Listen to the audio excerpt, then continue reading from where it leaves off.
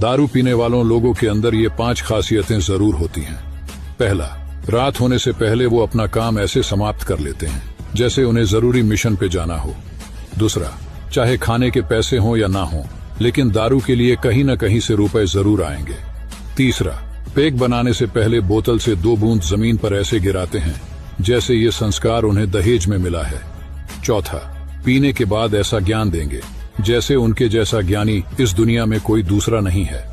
पांचवा, रोज पीने के बाद कहते हैं आज नहीं पीऊंगा, लेकिन फिर भी पी लेते हैं। ये रील अपने पियक्कड़ दोस्त को भेजो और हमें फॉलो भी कर लो दोस्त।